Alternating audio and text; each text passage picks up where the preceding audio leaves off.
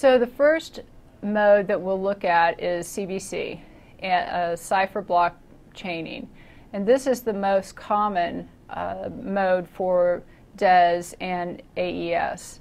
So what it means, cipher block chaining. Well, remember that we talked about what block encryption takes place. I write you a message, then the message is cut up into individual blocks. Now, this first block goes through the encryption process and you end up with a block of ciphertext. Now, the second block has to be encrypted, but what the algorithm does is use this resulting ciphertext to help encrypt the next block. So again, we have a message. It's cut up into individual blocks. The first block goes through the algorithm and comes up with a ciphertext block.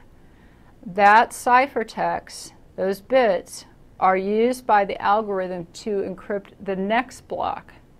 And then the third block is encrypted with what the result was from the second block.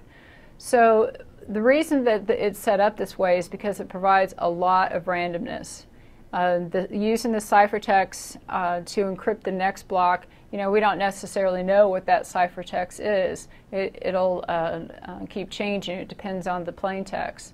So the CBC provides a lot of randomness by using that chaining approach of bringing forward the ciphertext to encrypt the next block.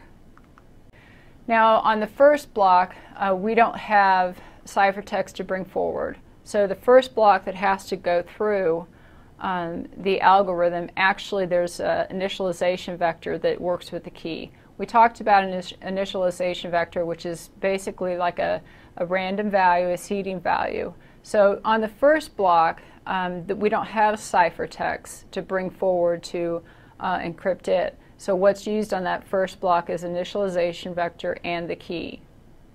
So like I said, the developer actually chooses the mode that the algorithm can work in, and it's not just DES. These modes are for different block ciphers.